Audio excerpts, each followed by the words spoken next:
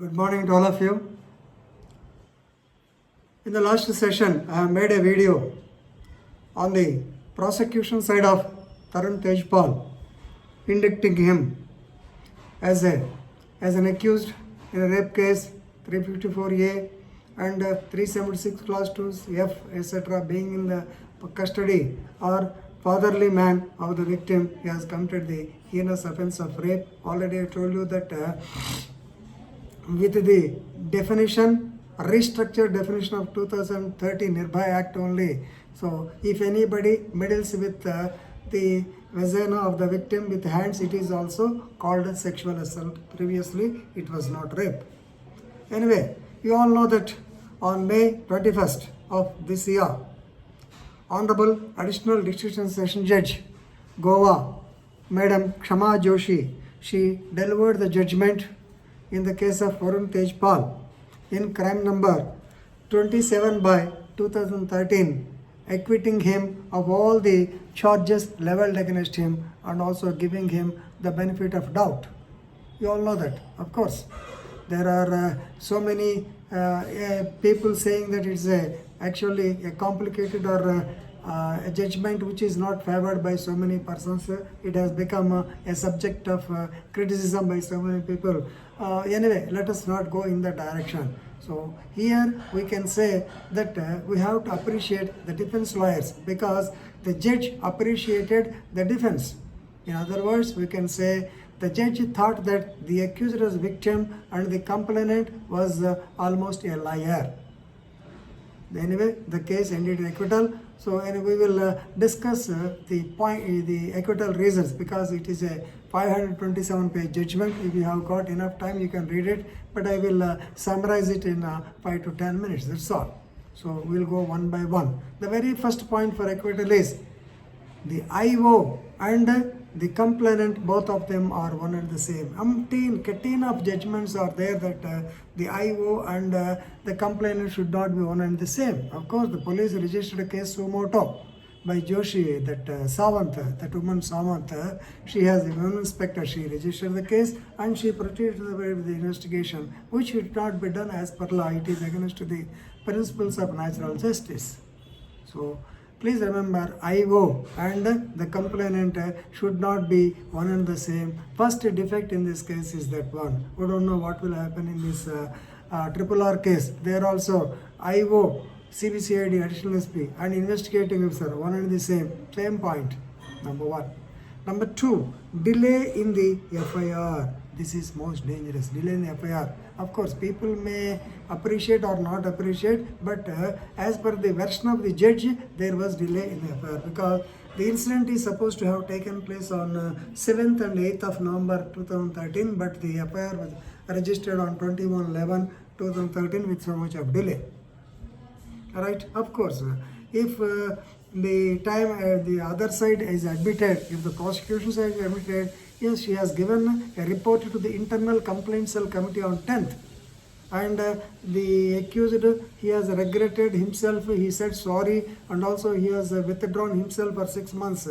So that evidence was not brought on record, whatever it is. So as per the version of the court, so there was inordinate delay in the release of FIR. Third point, no medical evidence. So here, normally, if you say that a victim is abused, a victim is traumatized or she was subjected to rape, normally you send her for a medical examination. Here, she was not sent for examination. Of course, she did not agree to go for medical examination because she was examined on 28th or 29th of 11, by which time she has changed dress, she has taken bath. There is no purpose in sending for examination also. But the court suggested that had she undergone medical examination, so if at all the saliva, if any, present on the private part, the vagina of the victim, it should have been detected. Or when he is, the allegation is that he meddled with his fingers in her vagina. So there should be some swelling that has been found. So without medical evidence, what is that I can do? That is the opinion of the judge. So delaying the FIR, it costed too much here. No medical examination. Then, the testimony of the victim, normally in the cases of such type, we will be under the impression the testimony of the victim is itself sufficient to convict a person on the charge of rape. But please remember, so here, since there are so many discrepancies, the judgment favored the accused person and it has almost damaged the reputation of the complainant. So the glaring contradictions in the statements I will tell you. Whether it is glaring or not, you have to decide, that's all. So according to the email, she said after getting down, then she has picked up her underwear because the fellow has meddled with private parts. But in her 161 statement, she pulled her underwear, picked up her underwear and pulled up underwear. This is a major glaring contradiction.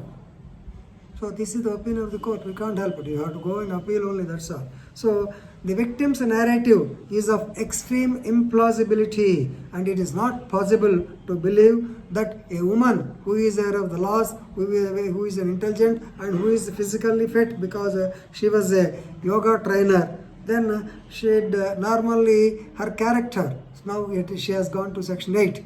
So she would have pushed him off because she was a very fit person. So she could have pushed him off against the wall. Judge also cited many facts which created doubt on the truthfulness of the victim, lack of medical evidence, all these things we have discussed, right? Here, the allegations could not be proved because of so many behavior of the witness. Here it's also important because after the incident was over, 8th, actually as a normative woman should have gone to the police station and reported the matter, or at least should have consulted the mother and preferred to report even at Bombay, which she did not do. So behavior. Please remember section 8. So motive, preparation, previous and subsequent conduct of the any person is relevant in law. Right? So this is also, she has depended mostly on section 8, I believe. Right? Because after the incident, she has gone to her friends and she participated in a party also. The photos were taken.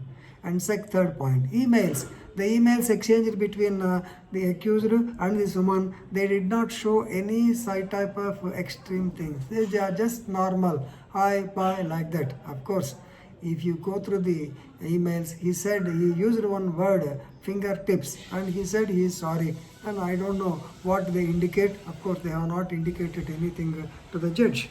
And contradict. Emails are quite casual and normal, they are not extreme. So of course the judge thinks that a woman who is subjected to atrocity or sexual harassment definitely should have been more sensitive, should have reported the matter like that. But here she reposed herself, she has shown restraint because of the corporate culture. I know the corporate culture, that's why I'm not worried about the judgment. Normally in corporate culture, so many already in the prosecution also I told you, normally she has to pose like, yes, she has to pose like nothing happened. Yes, she has to restrain herself because of the presence of the dignitaries, because of the presence of the VIPs. That too, the accused is her boss, she is like his mother, like his father. So she was in a confused stage whether to report the matter, to whom to report the matter, and all these things. That's my feeling, but anyway, judge did not believe it. And lastly, faulty investigation. She has found fault in the IO also. She stated that no doubt the CCTV footage of the Grand Hyatt, Bolimba, Goa, it was taken, but the so-called CCTV footage in the ground floor or in the ground floor, it is not clearly visible. That means the IO has purposefully avoided the same because normally the defense could have produced. So defense showed that the accused and the victim were casually walking or simply smiling with each other. Please remember, corporate culture is like that. Whatever is done, they should not expose. That is one of the qualities of their people. Right? Then the judge also found that the people, the reconstructions, which button the accused has pressed and what is the location of the victim, where she was, whether 2 minutes time is sufficient. Thank God she did not ask these people to reconstruct the entire scene of events. Then position of the victim also played an important part, and ultimately implausibility, and she has given benefit of doubt to the accused person. right? So the deposition of the victim contains development, material contradictions, omissions, and change of versions, which does not inspire confidence. So ultimately, the benefit goes to the accused. Therefore, ultimately, the case ended in acquittal. So, as regards messages also, the messages show no trauma, and she has plans to stay. No verification of how, but okay, all this. There was no anxiety, fear, or agitation or trauma at meeting the accused. Because after that also there was exchange of mails, and she has reported the matter to National Council. And another point also, I believe the judge has commented that in her phone there is a lawyer number and maybe Indira Jaising. So it was mentioned as Brahmastra, just like Alludu or Mentals, so she has named it as Brahmastra. So the Honorable Judge might have been under the impression that it is a cooked up case and it is not a true case, and ultimately ended the case in acquittal. So these are the grounds for acquittal. Of course, there are so many other grounds, but in brief, since I have to brevity is the most important thing, I have briefed it. Of course, please go through the judgment if you find time and find all these points. These are all very good points for defense. Whether so many critics may say other things, it's not important for us. As defense advocates, you have to know all these defense points. Thank you very much.